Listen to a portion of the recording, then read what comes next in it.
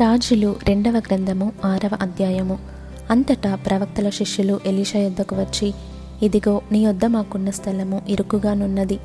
నీ సెలవైతే మేము యోర్దాను నదికి పోయి తలయొకంబ్రాను అచ్చట నుండి తెచ్చుకొని మరి ఒక చోట నివాసము కట్టుకుందుమని మనవి చేయగా, అతడు వెళ్ళుడని ప్రత్యుత్తరం ఇచ్చెను. ఒకడు, దయచేసి నీ దాసులమైన మాతో కూడా నీవు రావలెనని కోరగా, అతడు నేను వచ్చేదనని చెప్పి వారితో కూడా పోయెను. వారు యోర్దానుకు వచ్చి మ్రానులు నరుకుచుండిరి. ఒకడు దూలము నరుకుచున్నప్పుడు గొడ్డలి ఊడి నీటిలో పడిపోగా, వాడు, అయ్యో నా ఏలినవాడా, అది ఎరవు తెచ్చినదని మొరపెట్టెను గనుక ఆ దైవజనుడు అదెక్కడ పడెనని అడిగెను. వాడు అతనికి ఆ స్థలమును చూపింపగా, అతడు కొమ్మ ఒకటి నరికి నీళ్లలో వేయగా గొడ్డలి తేలెను. అతడు దానిని పట్టుకొనుమని వానితో చెప్పగా, వాడు తన చెయ్యి చాపి దానిని పట్టుకొనెను. సిరియా రాజు ఇశ్రాయేలుతో యుద్ధము చేయవలెనని కోరి తన సేవకులతో ఆలోచన చేసి, ఫలాని స్థలమందు మన దండుపేట ఉంచుదుమని చెప్పెను.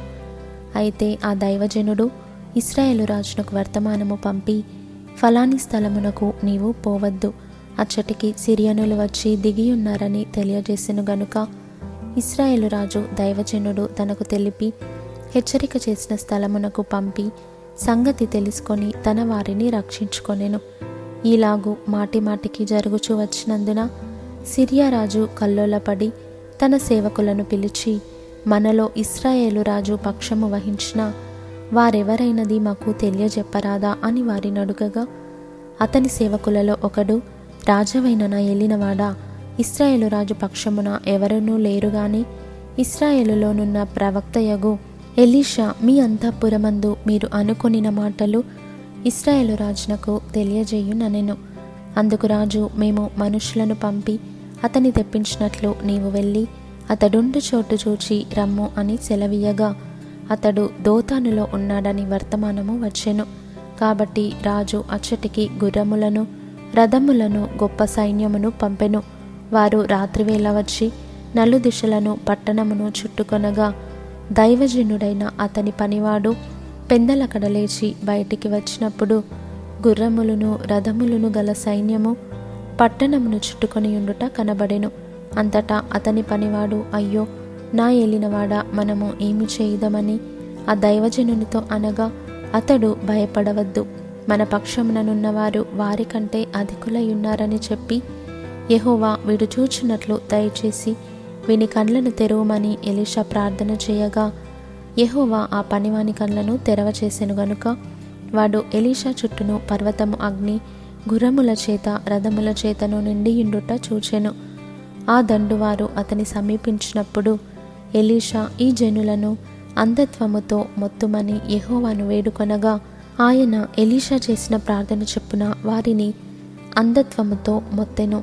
అప్పుడు ఎలీషా, ఇది మార్గము కాదు, ఇది పట్టణము కాదు, మీరు నా వెంట వచ్చిన ఎడల మీరు వెదకువాని యొద్దకు మిమ్మల్ని తీసుకొని పోదునని వారితో చెప్పి షోమ్రోను పట్టణమునకు వారిని నడిపించెను.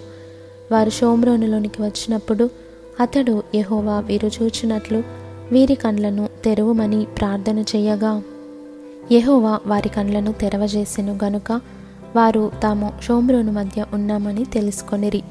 అంతటా ఇశ్రాయేలు రాజు వారిని పారజూచి, నాయనా, వీరిని కొట్టుదునా అని ఎలీషాను అడుగగా, అతడు, నీవు వీరిని కొట్టవద్దు, నీ కత్తి చేతను నీవింటి చేతను నీవు చెరపట్టిన వారినైనను కొట్టుదువా?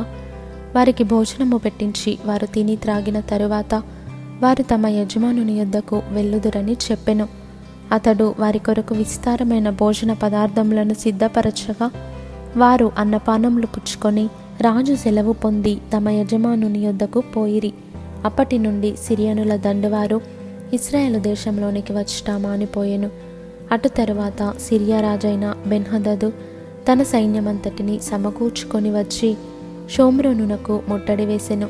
అప్పుడు షోమ్రోనులో గొప్ప క్షామము కలిగి ఉండగా గాడిద యొక్క తల 80 రూపాయలకును అరపావు పావురపు రెట్ట 5 రూపాయలకును అమ్మబడెను.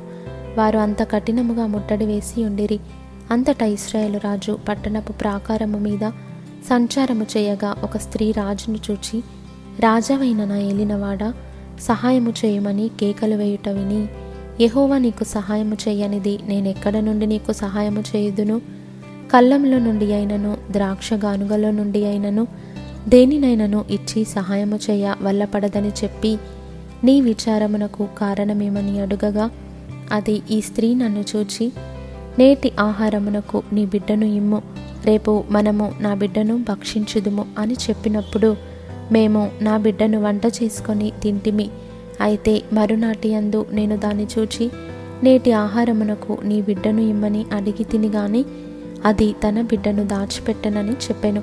రాజు ఆ స్త్రీ మాటలు విని తన వస్త్రములను చింపుకొని ఇంకా ప్రాకారము మీద నడిచిపోవచుండగా జనులు అతనిని తేరి చూచినప్పుడు లోపల అతని ఒంటి మీద గోనపట్ట కనబడెను.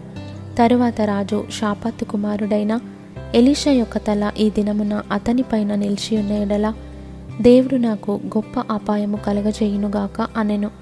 అయితే ఎలీషా తన ఇంట కూర్చుని ఉండగా పెద్దలను అతనితో కూడా కూర్చుండి ఉన్నప్పుడు రాజు ఒక మనిషిని పంపెను.